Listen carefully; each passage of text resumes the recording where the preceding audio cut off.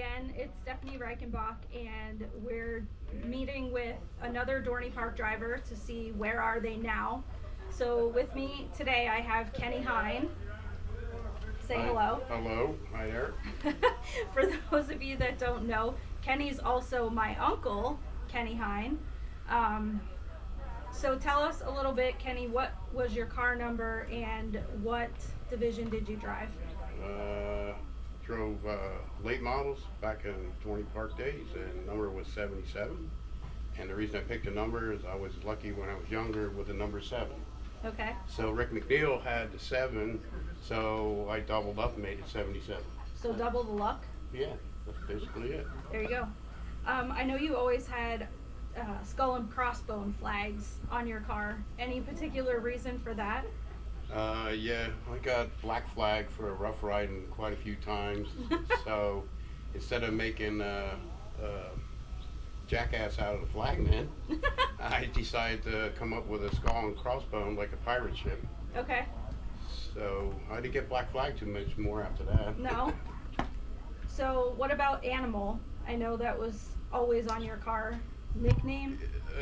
That was kind of more like my brother's type of thing, the animal type, you know. So we went from rough riding to animals, I guess, basically. Okay. Tell me a little bit about the big bumpers back in the day. Every time I see a picture of your car, it's a huge bumper. Huge. Yeah, it used to look like Jaws coming down the racetrack.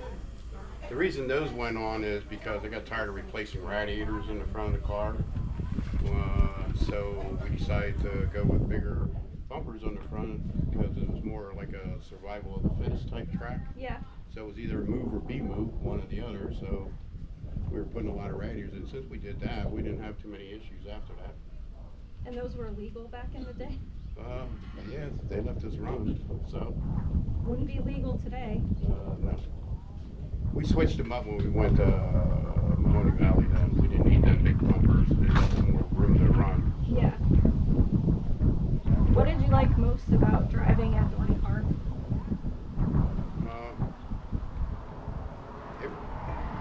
Dorney Park was a flat track, and it was a lot of fun to race there back then. It was fairly cheap. You had a $2,000 or $3,000 late model.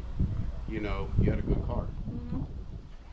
And you built all your own stuff. Today you got to buy all your own stuff to be competitive. So. Yeah, that's been a common theme across pretty much everybody I've talked to. Did you race anywhere else besides Dorney Park and Mahoney? Raced Grandview at open competition shows with my Nova that time. That was an experience too. Park out, it looked like a pig rolling up, basically. How many wins do you have? Do you know?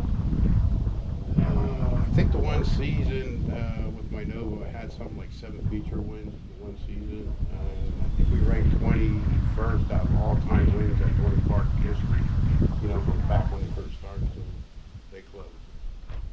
And then you went to Mahoney. You had at least one there. Yeah, Mahoney. I think I have 3 or 4 at Mahoney. A lot of heat wins, but Yeah. feature wins. We either got flat tires or something else happened.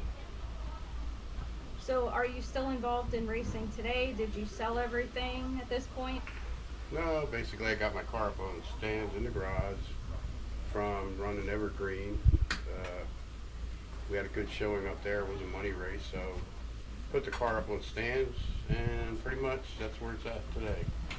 Any plans to get back in or have Corey Edelman back there behind the camera get in the car? Well,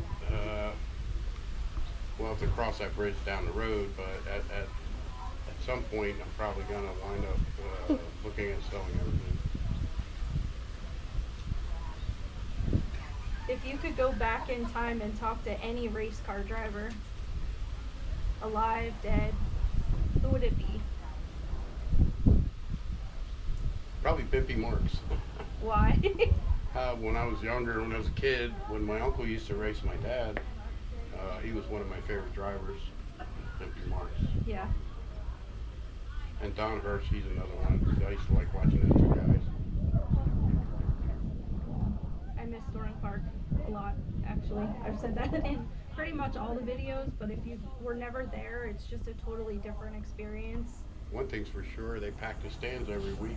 Yeah, they did. That was a regular Saturday night episode for families anymore. Yeah, they were. I used to actually have to call the track myself. If they rained out and they canceled, I didn't believe my mom. I would have to call the number myself and hear them say that they were canceled for the night.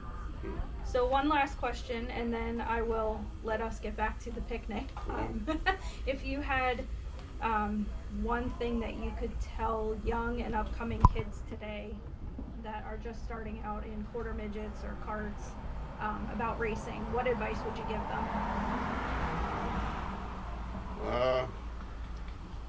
Costs a lot of money to race, so seek your job first and work on being a pit member to other crews of cars before they get their feet wet into getting their own car. Okay. Anything else you'd like to tell everybody about Dorney Park or about yourself?